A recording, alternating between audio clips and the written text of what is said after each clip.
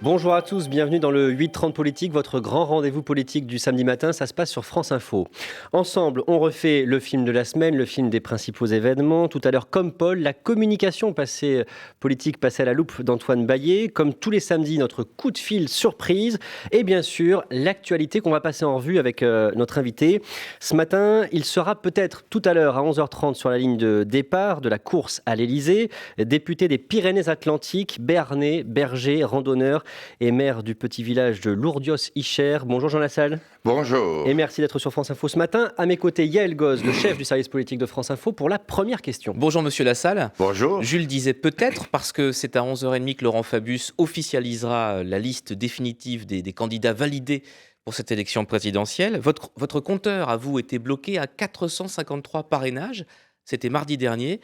Aujourd'hui, est-ce qu'il y a encore un doute ? Écoutez, cher Yael, je suis à la fois très heureux, je le dis aussi avec beaucoup de modestie, mais avec beaucoup de détermination. Le compteur s'est débloqué, il a dépassé les 500 et je pense que je vais faire partie de la course. Et c'est pour moi un moment d'émotion, vous comprendrez. Oui, Pourquoi ? Après des mois et des mois de quête de parrains et de marraines. Ah oui, je me suis tapé tous les déserts. Je viens de sortir de celui de Sibérie. Et oui, ça a été très difficile. Et pourquoi cette émotion ce matin, Jean Lassalle ? Parce que entre le moment où vous vous dites je vais y aller, et puis toute la longue période ensuite, et puis le jour où ça vient et que vous réalisez, comme je l'ai fait cette nuit, que c'est vous. Voilà, ça. C'est une lourde responsabilité désormais qui vous incombe, c'est ce que vous Oui, ressentez. je m'y suis préparé depuis longtemps, mais entre se préparer et la vivre, c'est autre chose. D'accord. Ça fait près de 10 mois que vous êtes en campagne, en fait, avec votre parti Résistons, que vous avez fondé à l'automne dernier. Quel regard vous portez sur ce cru 2017 de l'élection présidentielle, sur cette campagne qui a déjà commencé? Vous la sentez comment? Dans un pays qui a peur, qui n'a plus confiance en rien ni en personne, elle est désespérante. Le fait divers tient lieu de projet, il n'y a aucune perspective d'avenir, aucun futur, et à vrai dire, aucun bonheur. Voyez, pour qu'une cause soit gagnante, disait Gandhi, il faut qu'elle soit joyeuse. La campagne, évidemment marquée, Yael, par le feuilleton du Fillon-Gate. C'est le fait divers dont vous parliez, hein. L'ancien Premier ministre et candidat de la droite mis en examen depuis mardi, mais qui tente de faire de ses déboires un atout. C'était mercredi soir en meeting à Pertuis, dans le Vaucluse. J'ai décidé de venir pour vous dire que je ne baisse pas la tête devant les balles de mes adversaires. Je viens de loin. Je suis un patriote qui a donné le meilleur de lui-même. Je suis comme ces combattants balafrés qui n'ont pas appris la vie dans les livres. Un combattant balafré qui reçoit aussi des cadeaux de son ami Robert Bourgi, figure de la France-Afrique, des costumes de luxe. Ça vous indiffère ou ça vous afflige? Écoutez, je vais vous dire, je préfère parler de mon projet. On va en parler, mais là, c'est ce que vous disiez, le fait divers de la campagne qui a pollué la campagne. Les faits divers, parce qu'à mon avis, il n'y a pas que lui. On entend d'autres candidats aussi. Marine Le Pen, bien sûr. Voilà. Non, écoutez, franchement, je crois qu'on en a fait le tour.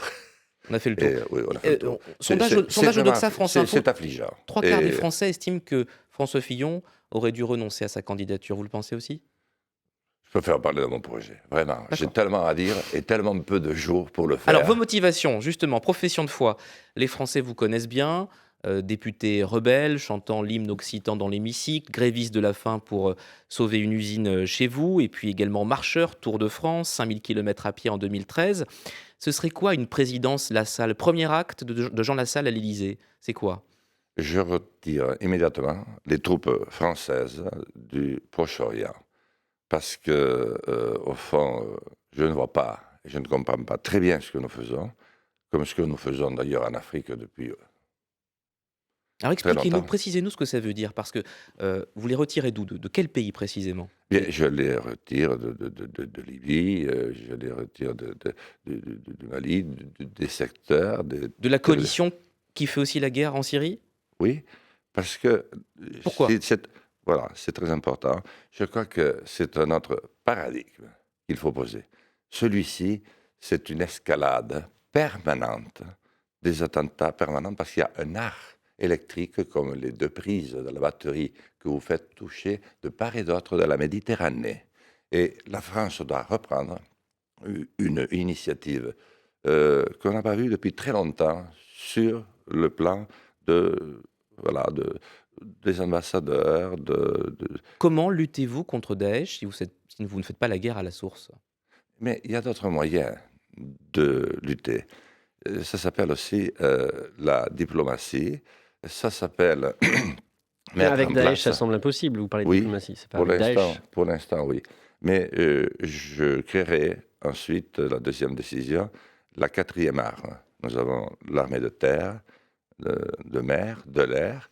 Il faut créer l'armée contre la cybercriminalité, l'arme où toutes les forces vont être rejointes, parce que c'est avant tout une bataille du renseignement, c'est une bataille de l'évolution Elle est menée sur par le la terrain. France, Très cette bataille rapidement, actuellement. Plusieurs personnes se font Mais arrêter, il y des en a suspects sont arrêtés 36, toutes les semaines. il y a 36 têtes qui Jean s'en Lassalle. occupent. Il faut une seule tête avec un général à sa Cette tête. idée qui a mûri dans votre tête de retirer les troupes françaises du Moyen-Orient, est-ce que c'est suite à votre rencontre avec Bachar el-Assad en Syrie au mois de janvier? Oh non, je l'ai depuis bien longtemps. Qu'est-ce que vous voulez? La guerre appelle la guerre. Le sang qui coule appelle le sang qui coule. Tandis que si la France, qui a été très très affectée par sa non-politique, sa non-présence, et sa présence toujours à contre-courant de vraies situations, est très affectée, il reste quand même un fond de crédibilité. C'est de ce fond de crédibilité qu'il faut partir pour que la France devienne une maman de paix. Jean Lassalle, reste avec nous, on va continuer à parler de votre programme et à passer en revue l'actualité de la semaine, la suite du 8h30 politique dans un instant, mais d'abord à 8h40, on fait un point sur l'actu avec vous David Daubin. Ils sont 8, en tout cas pour le moment. Il pourrait être 11 dans quelques heures. On connaîtra à 11h30 précisément le nombre officiel de candidats pour la présidentielle. Les postulants avaient jusqu'à hier 18h pour déposer leur parrainage. Un simple cadeau amical. C'est la défense de Robert Bourgi pour expliquer l'achat pour 13 000 € de costumes pour François Fillon. L'avocat, connu notamment pour ses liens avec plusieurs dirigeants africains, affirme qu'il n'y a ni conflit d'intérêts, ni même trafic d'influence. 100 000 personnes attendues pour l'un, 15 000 pour l'autre. Jean-Luc Mélenchon et Benoît Hamon réunissent leurs partisans ce week-end. Le candidat de la France Insoumise marchera cet après-midi à partir de 14h de la place de la Bastille à celle de la République pour la 6e République. Il souhaite faire de ce défilé une démonstration de force. Pour sa part, le candidat du PS sera à Bercy demain. Glacial, voilà comment résumer en un mot la rencontre d'hier entre Donald Trump et Angela Merkel. Ils se sont retrouvés à la Maison-Blanche au cœur des discussions, notamment le libre-échange. Le président américain s'est décrit comme un partisan de ce libre-échange, mais d'un échange équitable. Et puis un match nul 0 partout entre Lille et Marseille et une courte victoire messine 1-0 face à Bastia. Timide début pour la 30e journée de Ligue 1 hier soir. Au programme de ce samedi, Nantes-Nice, c'est à 17h. Puis à partir de 20h, Toulouse rencontre Rennes, Angers joue contre Guingamp, Nancy affronte Lorient et Bordeaux-Montpellier. France Info. Le 8h30 politique continue sur France Info avec notre invité, candidat à l'élection présidentielle en attente de la validation de ses 500 parrainages, Jean Lassalle, impatient de faire campagne, on le voit Yael. Lundi soir, TF1, ce sera inédit sous la Ve République, un débat avec des candidats à l'élection présidentielle avant le premier tour. 5 candidats, Hamon, Mélenchon, Fillon, Macron et Le Pen vont s'affronter pendant près de 2h30. Vous auriez aimé en être ? Écoutez, la question ne devrait même pas se poser. Lorsque vous avez rempli les conditions nécessaires pour parvenir à un résultat, il ne faut pas que ce résultat, qui a été voulu par les institutions, puisse être discuté d'une manière ou d'une autre. Non, je ne sais même pas dire si j'aurais envie ou pas. C'est que je devrais tout simplement y être et ça devrait être normal. Est-ce que vous partagez la colère d'un Nicolas Dupont-Aignan qui appelle à boycotter cette chaîne TF1 et qui crie à l'assassinat politique ? Non, je pense que... Parce que vous dites pareil en fait que lui là. Comment ? Vous dites pareil que lui ce matin. On Oui. aurait dû être Oui, mais sur le plateau. c'est pas... Enfin, je veux dire, c'est pas la peine de monter... je dis, voilà. Je dis ce que je pense. Mais en c'est même temps, pas les une autres indignation. candidats, ils n'ont pas forcément volé leur place. Ils pèsent dans le débat aujourd'hui, même si on ne regarde pas les sondages. Ça, c'est un travail de long terme, de plusieurs mois, plusieurs années. Est-ce que vous avez fait ce travail ? Ah mais je ne veux pas, il n'y a pas que pour moi que je parle pour l'ensemble de ceux qui se sont qualifiés. Vous savez, c'est une qualification impitoyable. Mais est-ce que vous imaginez euh, l'équipe de Guingamp, tout d'un coup sortie de la Coupe de France parce qu'elle ne fait pas partie des soi-disant des ténors. Mais il n'y a qu'en France, dans la politique française, lorsqu'elle va mal et lorsqu'elle n'a plus de tête, qu'on voit ça. Nulle part au monde ça n'existe. Nulle part ailleurs. Jean Lassalle, l'un des paradoxes de cette campagne, Yael, c'est justement de voir Jean Lassalle candidat alors que François Bayrou a renoncé. Ah oui, parce qu'entre vous deux, c'est une amitié de 30 ans, longue, forte, amitié béarnaise, plus que ça même. Ah oui. Vous étiez son tout dernier député MoDem à l'Assemblée. Qu'est-ce qui s'est passé? Est-ce que c'est réparable? Écoutez, d'abord, ce n'est pas une coupure, une rupture sentimentale, du moins à mes yeux. Lui, peut-être, il le vit de cette manière-là. Non, ça fait un certain temps que je voyais que ce en quoi j'ai passionnément cru, j'ai fait ces 3 campagnes électorales de toutes mes forces, je partais le 15 janvier, je revenais d'ailleurs après les législatives au mois de juillet à la maison, et nous avons failli gagner. Il a failli gagner, et je pense que s'il avait gagné, les choses auraient bien changé. Depuis le dernier mandat et pendant la dernière campagne, j'ai senti que c'était plus ça, parce que les Français veulent être rassemblés, mais dans leur ensemble. Aujourd'hui, ils ont envie de revivre un bon coup de bleu, black beurre. Je sais pas si je l'ai dit 1998, dans le- oui, Coupe du Oui, Monde, voyez, l'effet ils ont Coupe du Monde ça. 88. Et personne ne comprend ça, alors qu'ils le réclament de toute leur force. Et pour la première fois, hier soir, votre ex-ami de 30 ans, François Bayrou, a battu l'estrade aux côtés d'Emmanuel Macron, c'était à Reims. Il y a un immense besoin de renouvellement, il y a un immense besoin de fraîcheur, mais ça ne veut pas dire que je me sente pas frais. Hein. Merci cher François d'être là aujourd'hui après le geste fait il y a plusieurs semaines.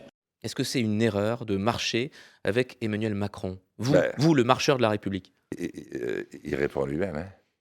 Vous C'est-à-dire voyez, il a répondu lui-même à la question que vous me posez. Vous Besoin voyez, de renouvellement?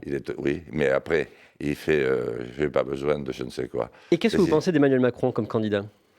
Bon, c'est une bulle financière.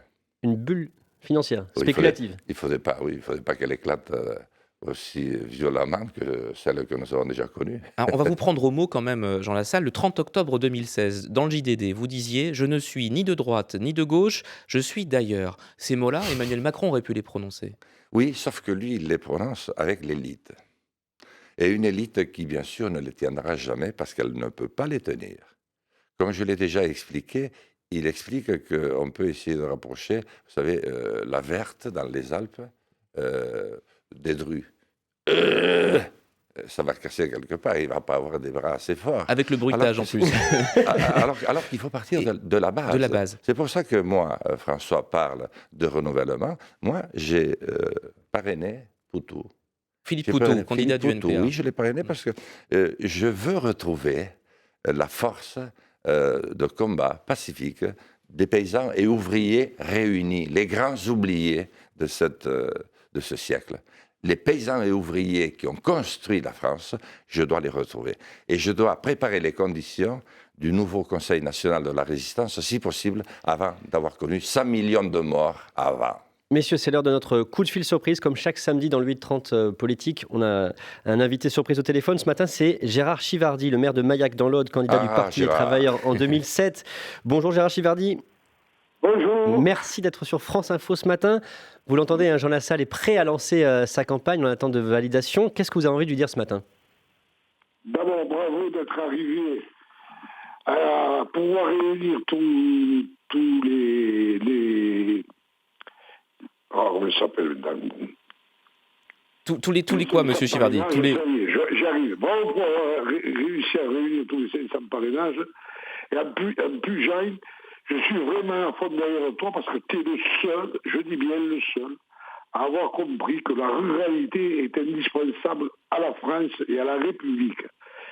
Donc je suis à fond derrière toi. Crois-moi, je suis fier, vraiment fier, que tu puisses exprimer aux Français la vraie vérité.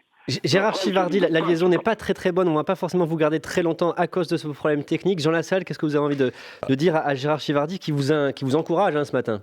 D'abord, merci Gérard, tu me touches énormément et tu as une part très grande dans cette qualification. D'abord, très effective, très impliquée, tu as tout mis sur la table. Et puis je dois dire que si tu n'avais pas été là il y a quelques années, je n'aurais pas eu la force d'y être aujourd'hui. C'est ça qui est intéressant, parce qu'à 10 ans d'intervalle, 2007-2017, il y a un passage de relais entre petits candidats, il y a une solidarité entre vous? Mais il n'a jamais été petit candidat. Gérard, il est énorme. Chivardi, c'est une personnalité centrale de la vie française. Oui, enfin, c'est tout simplement pas dans le résultat dans les urnes, 0,3% quand même, on le rappelle. Oui, mais 0,3%, mais comment voulez-vous faire avec les instituts de sondage que nous avons? D'ailleurs, mais là on parle du résultat, pas des sondages. Non, mais moi je vous parle de la solidarité entre vous, ça qui m'intéresse. Ah oui, la solidarité. Ah non, mais là, nous sommes des frères. Nous sommes des frères de sang, nous sommes des frères de France, nous sommes des frères de République, nous sommes des frangins, nous avons le même sang qui coule dans les veines, vous comprenez?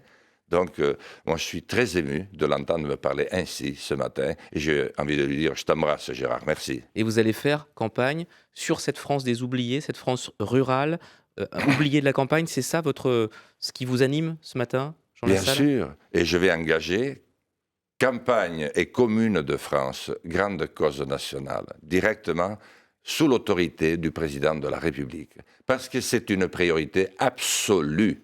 La campagne est en train de mourir, mais à un point que personne n'imagine. Vous connaissez, donc, mais personne n'imagine la tragédie qui se joue. Comme cela a été le cas pour l'industrie il y a une dizaine d'années. 750 000 entreprises perdues en 10 ans. Et aujourd'hui, dans mon village, à Lourdes-Ichères, où nous avons réussi à installer il y a à peine 30 ans, 28 paysans, il y en a 2, et c'est 2 jeunes filles qui vont prendre la suite pour les 28. L'une, c'est la fille de mon frère, et l'autre, c'est la fille de mon adjoint. C'est une tragédie, voilà. Il n'y a pas d'autre honneur. Mais c'est de la France aussi dont je dois m'occuper. Je dois m'occuper des banlieues. Je dois m'occuper des grandes villes. Et je dois redonner confiance. Et je dois donner de l'espoir à ce pays qui n'en a plus. Jean Lassalle, reste avec nous. On marque une courte pause, la suite du 8h30 politique dans un instant avec Antoine Baillet pour la communication politique passée à la loupe. Mais d'abord à 8h50, l'essentiel de l'actualité ce matin avec vous, David Daubin. Les gares de Lyon et de Bercy totalement vides ce week-end. Aucun train au départ, ni même à l'arrivée. Les techniciens doivent échanger les aiguillages qui dataient pour la plupart, il faut le dire, quand même des années 30. Des travaux qui vont entraîner d'importantes perturbations. 400 personnes sont mobilisées. Du côté des aéroports, les vols d'Air France légèrement perturbés au premier jour d'une grève des stewards et des hôtesses de la compagnie. Ils se disent inquiets d'un projet de filiale qui menace selon eux les emplois et les conditions de travail. La compagnie prévoit de maintenir 100% des vols long courriers. François Fillon, Emmanuel Macron, Benoît Hamon, Marine Le Pen, Jean-Luc Mélenchon, Nathalie Arthaud, François Asselineau et Nicolas Dupont-Aignan. Voilà pour les noms déjà connus. 3 autres devraient se rajouter à cette liste. Philippe Poutou, Jacques Cheminade et Jean Lassalle qui nous disait donc il y a quelques minutes que le compteur s'était débloqué. Il serait donc 11 au total à participer à la course à la présidentielle. La liste définitive sera publiée à 11h30 ce matin. Pour Robert Bourgi, les 13 000 € de costumes dépensés pour François Fillon n'était rien d'autre qu'un cadeau, un simple cadeau amical. L'avocat, connu notamment pour ses liens avec plusieurs dirigeants africains, a reconnu être l'acheteur anonyme. Il affirme qu'il n'y a ni conflit d'intérêts, ni même trafic d'influence. Et puis un mot de tennis, c'est la fin de parcours de Kristina Mladenovic. La numéro 2 française a été éliminée en demi-finale du tournoi d'Indian Wells par la Russe Elena Vesnina, 15e joueuse mondiale en 2-7, 6-3, 6-4. France Info.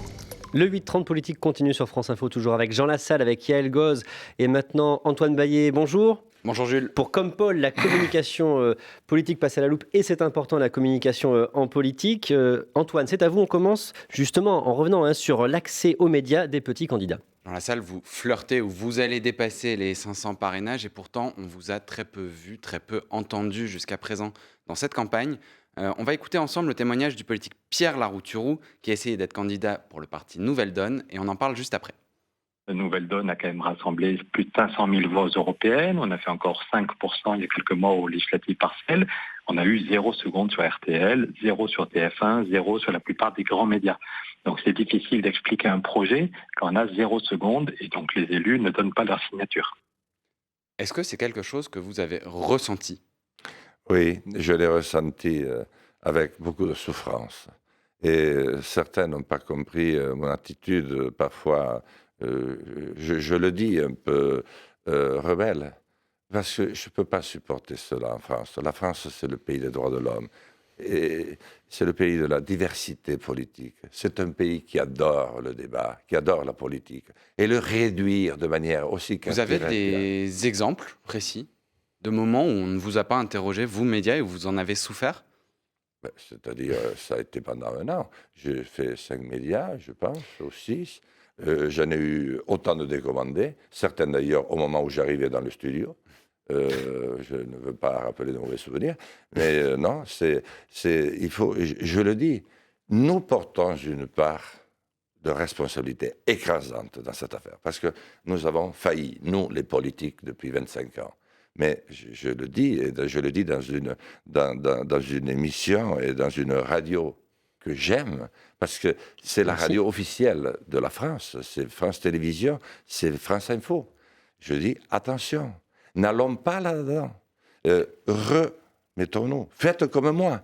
Rebellez-vous. Faites comme lui. Il a raison. Je vous ai écouté hier au JT de TF1 et il y a quelque chose qui m'a marqué, c'est que vous vous êtes très très bien approprié le mot-clé de la campagne. On écoute. Je résiste au système que nous avons beaucoup aidé à s'incruster dans notre pays depuis 25 ans, depuis la chute du mur de Berlin. Et c'est un système qui nous détruit et qui, demain, détruira nos enfants. Le système, c'est le mot-clé qui réunit de Marine Le Pen à Jean-Luc Mélenchon et donc également Jean Lassalle. C'est quoi le système ? Eh bien, c'est ça le problème. C'est que personne n'arrive à le définir au juste parce que c'est une dictature. Est-ce que c'est pas un peu facile, ça, se positionner comme le candidat anti-système, finalement, comme tous les autres candidats? Est-ce que c'est pas un peu facile de dire le système, le système? On vous demande ce que c'est, vous savez pas ce que c'est. Ce serait facile si je n'apportais pas de solution. C'est ce qu'ils font tous. C'est-à-dire, on reste bien ancré sur son petit républicain, sur son petit socialiste, avec comme variable d'ajustement le Front National. Voilà aujourd'hui le paysage politique en France. Vous avez employé un mot qui est très fort à l'instant. Vous venez de parler de dictature. Je vous ai demandé de définir le système. Vous m'avez répondu, c'est une dictature. Oui, c'est en une préparant dictature. Cette émission, je suis également tombé sur une interview que vous avez accordée au site internet de Challenge. Et on va écouter exactement les mots que vous employez. Je crois que vous parlez là encore du système. On écoute. La civilisation, c'est ce qui nous éloigne de l'animalité. Je t'écrase parce que je suis le plus fort. Voyez ? Et on y revient à toute vitesse dans ce régime vichiste qui ne dit pas son nom, où tout le monde a peur de tout le monde. Tout le monde se méfie. Dictature, régime vichiste. On est dans une chronique qui s'appelle Comme Paul, où on s'interroge sur l'usage des mots. Je vois deux possibilités quand vous employez ces mots-là. Vous y croyez vraiment ? Ou alors, c'est pour faire parler de vous, l'excès de mots. Expliquez-moi un petit peu. Vous croyez vraiment qu'on est en dictature et qu'on est quelque chose qui rappelle le régime vichiste ? Oui, hélas. Je vous le dis. En je quoi ? vous le dis. Je dis pourquoi. Parce que je me souviens des récits de ma famille et des proches qui ont passé des hommes à une certaine époque. Et vous savez, de ce temps-là, on avait peur de tout le monde et on se méfiait de tous. On se méfiait de son voisin, on se méfiait, le journaliste se méfiait de l'autre, le politique se méfiait de l'autre. On avait peur d'être déporté, par exemple, d'être tué. C'est votre cas aujourd'hui, vous avez peur d'être tué ? Mais on vous tue d'une autre manière. On peut vous tuer, vous foudroyer. Vous savez, il suffit, tout le monde a une fiche sur vous, monsieur. Il suffit qu'on vous la montre et qu'on vous dise ce qui vous attend sur Mediapart et sur le Canard enchaîné. Vous allez voir. Vous allez être vite calmé. Vous parlez à Jules ? Vous pensez non, mais je parlais à Jules parce que c'est quoi les fiches ? Qui est fiché aujourd'hui ? Mais tout le monde. Mais nous sommes tous fichés. À partir du moment où nous acceptons qu'il n'y ait plus de diversité dans la parole politique française, que toutes les idées, je ne dis pas toutes, mais je dis que les idées qui méritent d'être entendues, comme la mienne ce matin, que j'assume pleinement, ne sont pas entendues, ne nous étonnons pas. Et quant à la dictature, mais comment voulez-vous qualifier les choses autrement quand vous êtes un député, maire de notre pays, au top 10 des députés les plus connus de France, il y a un an, et qui disparaît totalement des radars dès qu'il a annoncé sa candidature le 7 avril dernier. Comment appelez-vous ça? Moi, j'appelle censure. Merci vous a invité ce matin. Jean Lassalle, vous étiez l'invité de France Info ce matin. Parce que c'est vachement sympa, je tiens à le dire. Merci France Info, merci Yael. J'ai beaucoup aimé parce que vous m'avez donné la possibilité de parler. On vous a donné la parole. C'est normal, vous êtes candidat à l'élection présidentielle. Merci à vous Antoine présidentielle. Baillet et Yael Goz. L'information continue sur France Info.